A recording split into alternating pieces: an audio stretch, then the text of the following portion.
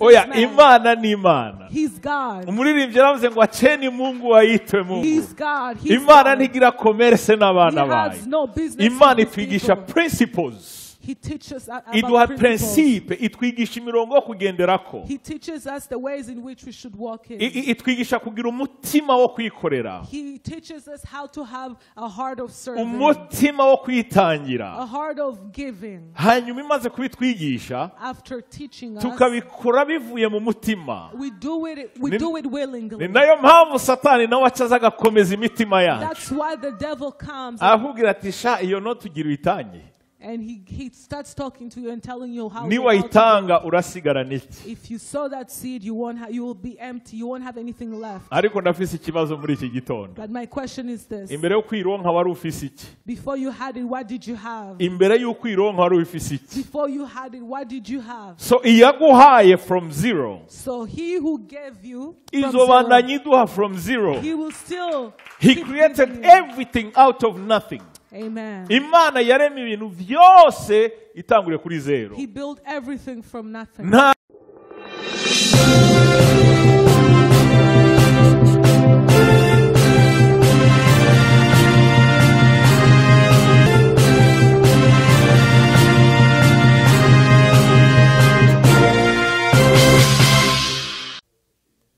Praise the Lord. Praise the Lord. Let's stand Dore ko dutangira Imana before giving to God kubera ko murazi iyerekwa Imana yaduhaye. because of the vision that God gave us. Haca imyaka itatu buri It's been ntango 3 y'umwaka. It's been 3 years every beginning of the year. Umwe wese uko arongowe n'Imana Everyone as they're led by the Spirit of God. dutanga imbuto idasanzwe. We sow a seed, a special seed. Hari abatanga imbuto ihwanye n'uwo mwaka turimwo. There are those who sow a seed equivalent to the year. Uwo we're mwaka in, tugira twinjiremwo. the year we're about to step in. Twatanguye umengo mu 2019. Yes. Hanyuma So we started in 2019. umwana wacu umukobwa wacu agira iryo yerekwa. So our daughter had the vision. Aravuga ati Imana yamubwiye yuko abiba imbuto y'2019. Of sowing $2019. Hakabaho n'abandi barongowe kubiba 365 cyangwa 366. And there are those who sow $366, $365. Hakabaho n'abarongowe kubiba 52. And those who were led to sow $52. Muravyumva 2019 nuko yari umwaka w'2019. So $2019 was equivalent to the year 2019. 365 cyangwa 6 ni kubera ko umwaka ufise iminsi ngana gutyo. $365 was equivalent to the number of days in the year. 52 ni kubera ko umwaka ufise indwi 52. $52 was equivalent to the 52 weeks in a year. Iyo mbuto ni imbuto y'ishimwe. That is a seed of thanksgiving. Muri iri shengero twagira ubuntu n'Imana. So in this church we've had the grace. Twarize twongera turigishwa. So we've learned, we've studied. Yuko atana rimwe umuntu atanga icyo adafise.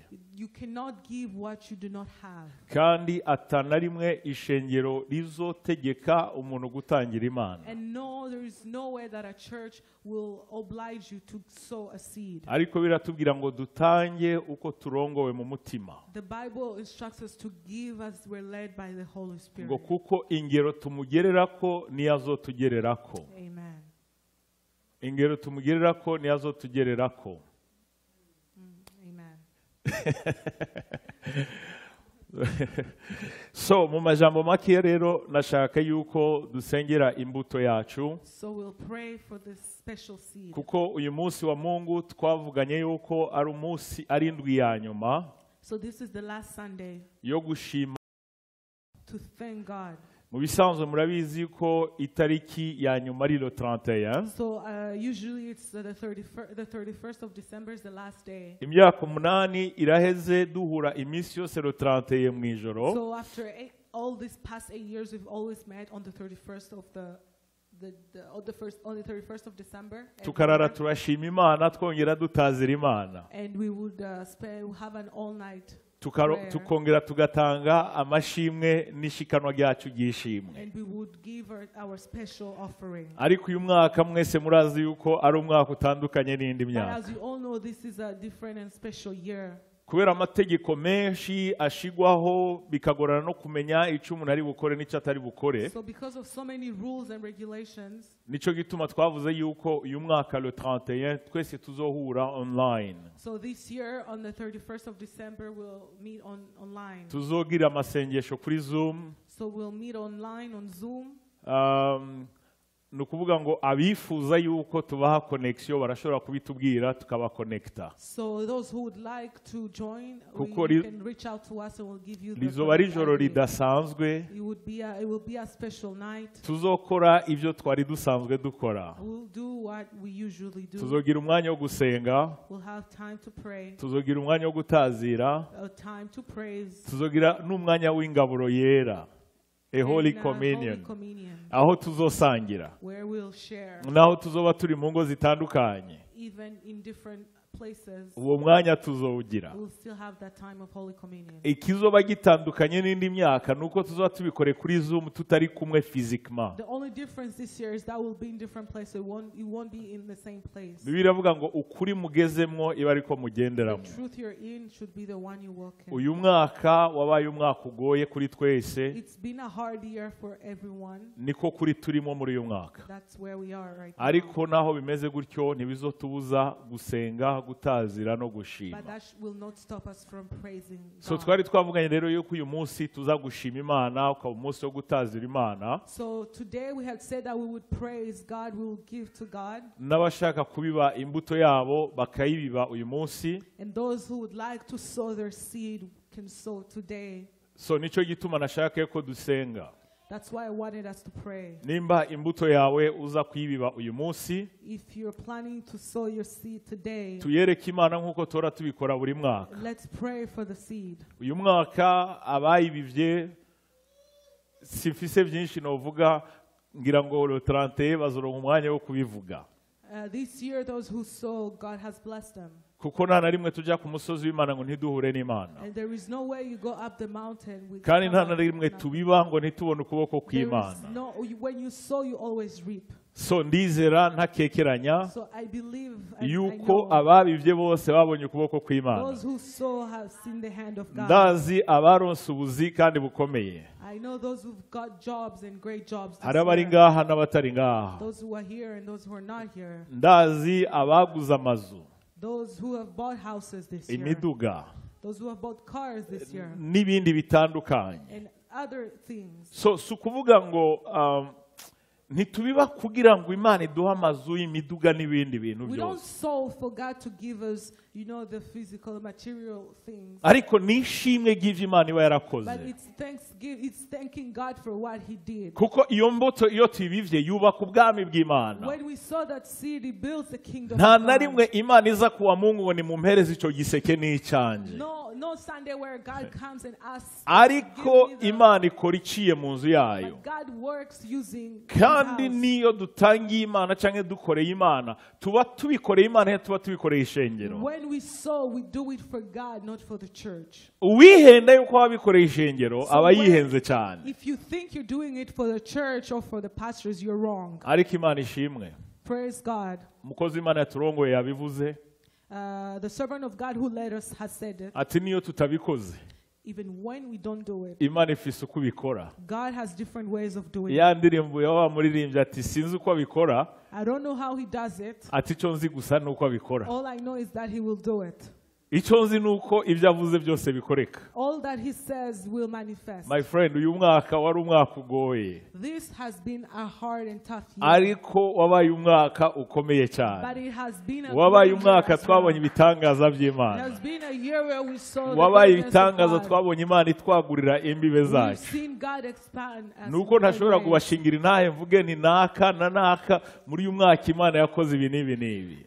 If only I could testify and tell you what God did this year. hari umuntu yambwiye uyu munsi umwe ati ikibazo cy'Imana ni kimwe Someone once told me the problem with God is this. ati nuko niyo iduhezagiye When he blesses us, itatubwira igituma iduhezagiye he doesn't tell us why he's blessing sinzi us. ko mwumva icyo bisobanura I don't know if you understand Imana what iyo I mean. yaguhezagiye When God blesses you, nizi kubwira terega ndaguhezagiye kubera bya 2020 watanze he will not tell you I'm blessing you because you sow the seed cyangwa of 20,000. ndaguhezagiye kubera ko ya minsi 21 wamaze uri kurasenga He won't tell you I'm blessing you because you spent 21 days of fasting and prayer. igituma Imana itabitubwira The reason why he doesn't tell us, nuko yanka yuko tuca dutangura commerce hamwe n'Imana he doesn't want us to start a business with him. imagine wayihaye 2021 So imagine you sow $20,021 ejo ikakiza ikagukubita 10,000 and he gives you 10,000 ikakikubwira terega 10,000 ndabiguhe kubera bya 2021 I'm watanze giving you 10,000 because of the seed you sow. ipfa kubikubwira uwo munsi He tells you that day, mu minota iri imbere ucyuhereza 5,000 in the next few minutes you give him kugira $5,000 ngo mu mwanya uri imbere noneho yari yaraguhaye 10 ikiguhereza 50 for him to multiply what he had given so you. Imana si umukomersa That he's not a oya businessman. Imana ni Imana He's God. umuririmbyi yaravuze ngo acheni Mungu waitwe Mungu He's God. He's Imana God. ntigira commerce He n'abana bayo has no business Imana with his itwigisha people. principles He teaches us iduha about principles. principe itwigisha imirongo yo kugenderako He teaches us the ways in which we should walk in. itwigisha kugira umutima wo kwikorera He teaches us how to have a heart of serving, umutima wo kwitangira a heart of giving. hanyuma imaze kubitwigisha After teaching us, tukabikora bivuye mu mutima we do it willingly. ni nayo mpamvu satani nawe acaza agakomeza imitima yacu That's why the devil comes ahubwira ati sha iyo no tugira uyitange and he starts talking to you and telling you how niwayitanga urasigara n'iki if you sow that seed, you will be empty. You won't have anything left. ariko ndafise ikibazo muri iki gitondo But my question is this: imbere yo kwironka wari ufise iki before you had it, what did you have? imbere y'uko ironka wari ufise iki Before you had it, what did you have? so iyaguhaye from zero So he who gave you from izobandanya zero, iduha from zero he will still he keep created giving you. everything out of nothing Amen. Imana yaremye ibintu byose itangure kuri zero He built everything from nothing. ntabwo ishobora kunanirwa no kurema bishasha mu bugingo bwawe He can do. It's ntabwo nothing is ishobora impossible kunanirwa to no him. kuzuza umufuko wawe Nothing is impossible nimba to him. utabonye igitangaza cy'Imana muri uyu So mwaka if you haven't seen the miracle of God this year, ariko ukaba uzi yuko wakoze byose ku bw'icyubahiro but cy'Imana you've done everything for the glory of God, muvandimwe ntugire ubwoba do not be afraid. Imana iriko irakugerageza God is just testing you. Imana iriko iragukaranga He's cooking you. birashoboke ko uyu munsi iza kukumutsa Maybe he will dry. kugira ngo noneho itangure kukwambika itangure kukubaka itangure kugukorera And he ibitangaza will start clothing you and doing miracles in your ndibuka life. haraciye imyaka mikeya It's been a couple of years now. hari ijambo Imana yari yashize mu mutima wanje God had given me a word. buri mwaka nakunda kubwira umufasha wanje nkamubwira nti uyu mwaka this is my year uyu ni umwaka wanje I would always tell my wife, this is my year. byari ibihe yari imyaka igoye yari imyaka yo dutangura iki gikorwa kucyubaka So they were tough years. It's when we started to build this ministry turiko twubaka n'indi mirimo muri Afrika and building other ministries in Africa. uburyo twari twatanze bwari bwinshi cyane So we had to give in a lot. ntidushobora kubiharura kuko niyo dutanguye kubyiyumvira umwana w'umuntu ashobora kwibaza ati mu mutwe zari zacanganye So when we think about it, it's a lot. gushika naho twisanga turi mu kinogo ikinogo indani uri mu kinogo Where we found ourselves in a hole. ikinogo warabuka buri ngazi ushobora kudugirako kugira ngo usohoke muri A icyo hole kinogo where you don't even have stairs to go none out. buri mwaka tukagira ibyizigiro uyu ni umwaka wacu And every year we had hope that this would is be our my year. year I would say this is my year. 2012 ndamubwira nti uyu ni umwaka muri nakunda no kubivuga mu cyongereza sinzi ayo mavuta iyo yari yavuye And I would in 2012 I said this is my ewana year. 2012 ikiba umwaka usongoye cyambo cya wa wundi And 2012 was a tough year. 2013 nakunda kumugira kuri bonane turiko turifurizanya umwaka mwiza And you know, as you wish everybody 2013 happy ndagaruka New Year. namwari this is my year And when I came back the next year I said this is sinibuka yuko my yari year. 2013 2013 cyangwa 2014 I don't remember whether it was 2013 ndabimubwira or arambwira ati 14. nyihorere sha n'umwaka uheze nuko wari wavuze When I told my wife, she said, you know, that's what you said. the ariko previous time. hako ibintu bihinduka biba byiza byahinduka biba bibi gusumba But things would change to the for the worse. ariko reka mbashingire ntahe But let me testify for you. oh this is my year This is my year. Yesu ashimwe cyane Amen. Yesu ashimwe cyane Praise the Lord. Yesu ashimwe cyane Praise the Lord. nanga kubabesha I don't want to lie. uyu munsi ni haleluya n'amina Today it's Hallelujah. hallelujah. Amen. mu mutima ni haleluya n'amina In my heart, it's hallelujah. biragoye gushinga Amen. intahe uri online kuko murazi iby'ubu biragoye It's hard to testify hari abaca online. bafata ibyo bavuze bagakata agapande bagaca ngo nimwumvise uwo yasaze It's hard to testify ariko online. reka mbashingire ntahe But let me testify. mu bihumbi 2012 2013 benshi murabizi 2013, 2012 were tough. costume moya kilato moya du 1er janvier paka le 31 I décembre had the same outfit from the first of the year. From abantu the first bakambwira of ati ariko January. wahinduye iyo koti cyangwa icyo kirato And people will tell me, why don't you change? narababwira ni muri chantier bambara isarubeti And I would tell them, you know, none at nimubizi the yuko construction site, iyo you bariko wear barubaka construction uri muri clothes. chantier hari umuntu murabona aja muri chantier yambaye ikoti n'ikaruvati hari uwo murabona nta muntu yubaka yambaye ikoti n'ikaruvati So you don't build. no mu bwami Just- bw'Imana iyo turiko turubaka So when you're building the iyo kingdom of turiko God, turashiraho urufatiro when you're placing a Imana foundation, nitwemerera ikoti n'ikaruvati God does not allow us to be well dressed. biragoye gushingira reka tubyihorere ngaha It's nibaza hard bavuga to ngo turiko testify. uwo pastor yasaze ngo ariko arishima imbere y'abantu It's hard to testify. ariko reka nababwiza ukuri iyo myaka niko nababwira ikirato kimwe ikoti imwe But those years, iyo koti murayibuka icyo kirato muracibuka I had the same narababwiye outfit. ko nzovyubakira icibutso I will build a monument for it. kugira ngo ntituzore twibagira aho hantu For us not to forget biriya where tugira we ngo came from. ntitwikibagire iyo twagize icyo So twavuye let's not forget where we came from. hari abantu muri iyi somero bariko barapanga ibintu imuhira So there were people who were planning things at home. this baraza week, baranyegera ati turakwisabye and they said, we're asking, none urakenyeye inzu yose yuzura ibirato byawe do you want the house to be full of your shoes? urakenyeye inzu yose yuzura ibirato Do byawe you want the house to be full of your shoes? so murumva ko muri 2012 13 ikirato cyari kimwe So 2012, I only had one pair of shoes, ariko ubu ndashobora kugira akabutiki k'ibirato but now I can have. mumbabarire a sindiko nishima n'abari kuri Facebook sindiko nishima nababwiye ko muri 2012 na 13 nari mfise ikirato kimwe I'm testifying.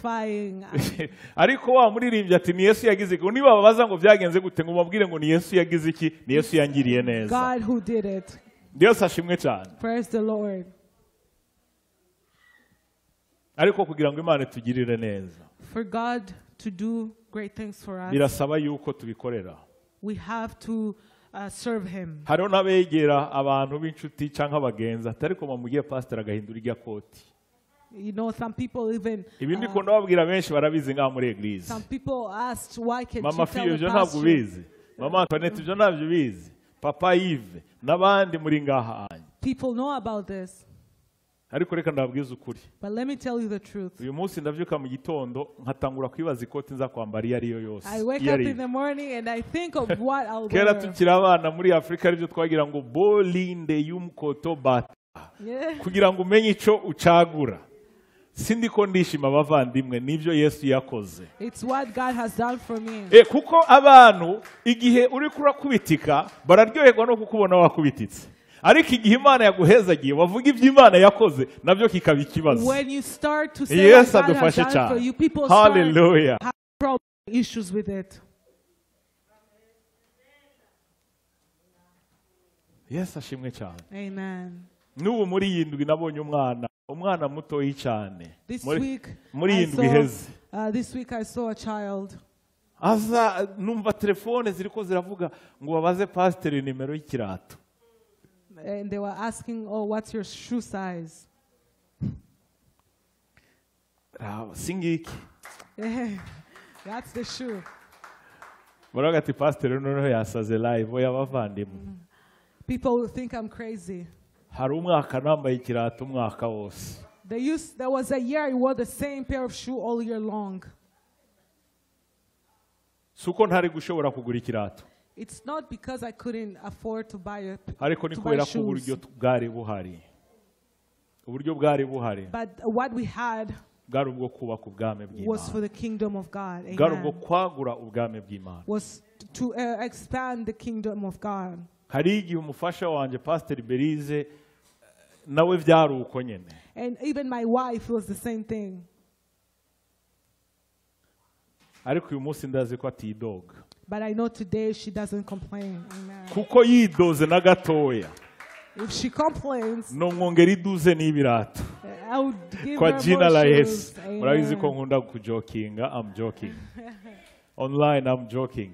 Ariko icyo nshatse kuvuga ni kimwe, What I meant to say is, Yesu yatugiriye neza. God has done us great things. Yesu yagiriye neza ubwoko bw'Imana. God has done great things. Murabizi amakwe twabonye, You've seen weddings that we've had, abana baravutse, children that were born. n'abandi turarindiriye n'ubu tuza tubona avukiye muri eglise. And now we are even waiting for more kids.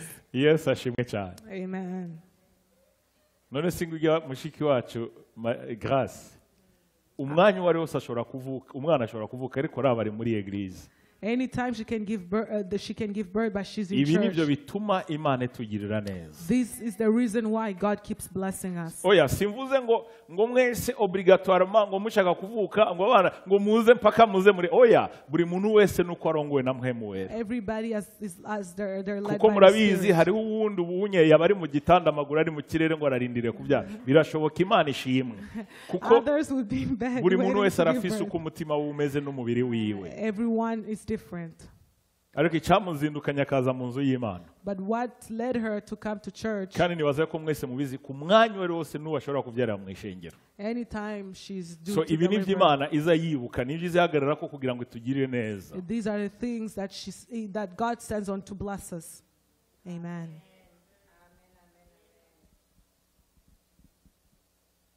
Muri indi ko aratubwira kuwa kane ngo tumusengere ngo iyi weekend ntihere atarabyara. Mugabo je ndazi igituma. Kugira ngo kuri bona nazo bakomeye.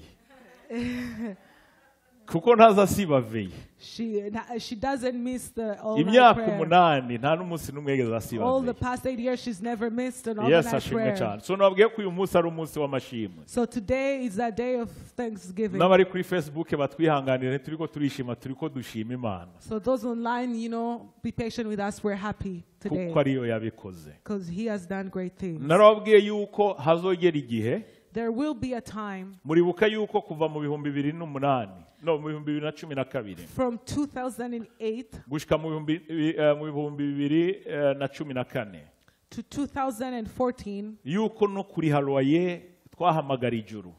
to pay the rent of the church. We had to call heaven. Ntibyari byoroshye ariko byari bikwiriye. It wasn't easy, but it was the right thing to Muribuke do. ko ari n'igihe byatunanira gukora.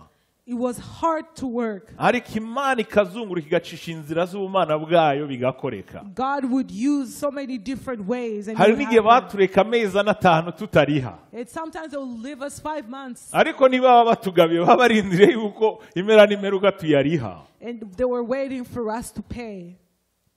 Mu 2015 Imana irabihindura. And as of 2015, God Yes, ashimwe changed. cyane. Mu 2015 Imana igira iki irabihindura. And God Naho rimwe changed. byagenda biduga ikindi gihe bimanuka ariko Imana yagize iki? Imana yagiye ibikora. He sometimes Muri would go buke up and kw'icyo down, gihe- but He did it. Muribuke ko icyo gihe nababwira nti hazogera igihe turonka ubutunzi mu nzu y'Imana. And I will tell you, there will be a time where we'll have wealth in the church Budufasha mu ishengero that helps us in church, tukongera natwe tukawumugisha ku bandi. and we will be a blessing to others. Murabizi yuko muri uyu mwanya nyene ndiko turiko turavugana As we amajambo. speak right now, Yuko turiko dufasha ishengero muri Kenya. we're helping a church in Kenya. I Kampala. We're helping a church in Mu Kampala. Bugande no muri Kenya. So in Uganda and Kenya, Murabizi yuko turiko dufasha abapastori bashika hafi 50 we're helping almost 50 pastors uko Imana igenda idushoboza. as God provides for us. Kandi twavuze yuko bigiye kutubera biri muri priorite.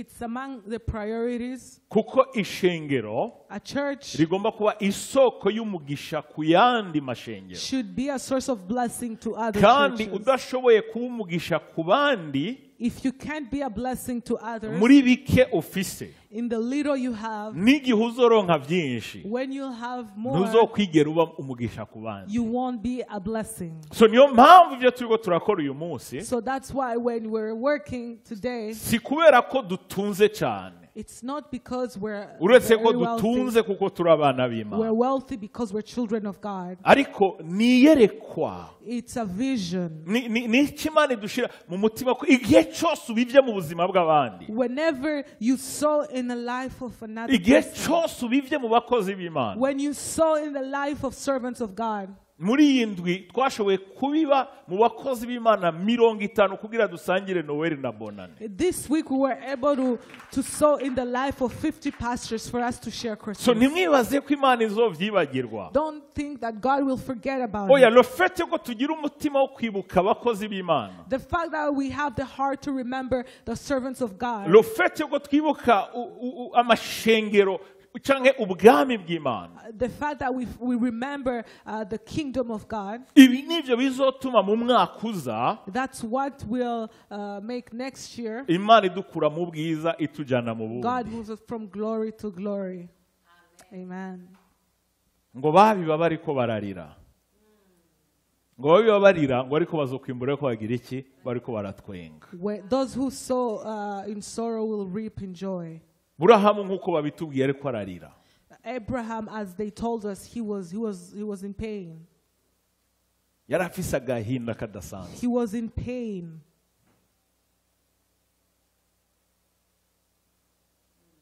Ariko nticyawugiye ko agenda gukora ibyo Imana yari yamusabye gukora. But that did not stop him from doing what God had called him Kuri uwo to do. musozi Moriya ahabonera ibitangaza by'Imana. On that mountain, he saw the miracles of God. Amen. Hariho bamwe ngaha bahora bumva intahe z'abakozi b'Imana. Others here who listen to testimonies of servants of God. Nibaza ko tuzogira umwanya tukagenda tuzashiramo mu kumva amajambo bagenda bavuga, Maybe one day we'll play them so that you can hear what they're saying. kubera imbuto tubiba mu bwoko bw'Imana. Because of the seed that we sow in the house of God. Nta na rimwe gukorera Imana. Nta na rimwe gukorera Imana. So when you serve God, Igihe cyose utangiye Imana, when you give to God, igihe cyose ubivye mu bwami bw'Imana, when you sow in the kingdom of God, ni lazima uzobona igitangaza c'Imana. for surely you'll see the Nta na miracles rimwe of muri iri God. shengero tuzobigisha We will never teach in this church yuko dutanze amafaranga that when we give money, tuca dutera ubwoba Imana kugira ngo Imana inyaruke gukora ibitangaza. it doesn't scare God. Oya, si cyo gituma dutanga. That's not the reason why we give. Mu Kirundi baca umugani ngo imfizi y'intama itendera nka se. Amen. Hakaba n'umugani uvuga ngo ngo isase riva ku cyuma. So Imana yacu ni Imana igira iki? Our God is a God that Imana yacu ni Imana itanga. He's a God that gives. Kuva mu itanguriro From Genesis, ntiyigera iruha no gutanga. He's always giving. So mu yandi majambo natwe tugomba gusa nande? So in other words, we have to be like who? Tugomba gusa nande? Tugomba gusa n'Imana. We have to be like God. Gutanga kuri twebwe ntabwo ari n'amategeko, ni umuco w'Imana. Giving should be in us. Bugomba kuba ubuzima, Should be our lifestyle. ubushobozi bw'Imana mu bugingo bwacu. It should be the power of God in our lives. Gukorera Imana twebwe Serving God. ntabwo bagomba kudusunika. You shouldn't be pushed Oya, to serve bigomba God. kuba ubuzima kuko Imana yacu ni Imana ikora. He has to be in you because God is a God who works. Niyo mpamvu Paul yavuze ngo agira ikirenge mu cya Kristo. Amen. Natwe nicyo gituma tugomba kugera ikirenge cyacu mu cyande mu cya Kristo. That's why we have to put our feet in Christ's feet. Aranatubwira ngo dukore bigishoboka. And we have to work when it's still possible. So reka duhaguruke dusenge So let's stand and dusengera pray imbuto yacu tugomba kubiba mu bwami bw'Imana. as we pray for the seed that we're about to Mereza sow. imbuto yanjye ngaho muri nuzeya niho nari nayibitse muri agenda kugira ngo tuyereke Imana. Uyifise mu mutima nushira umutima wawe imbere y'Imana. Yesu ashimwe cyane. Hallelujah.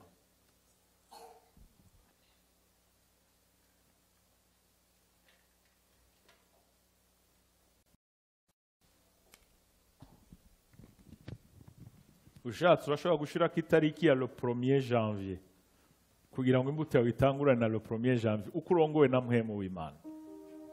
So you write Hallelujah. as you're led by the Spirit.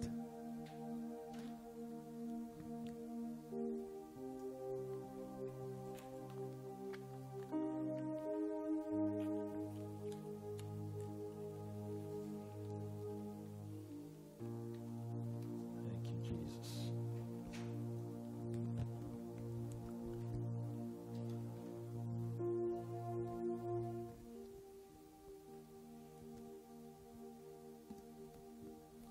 Hallelujah. Hallelujah.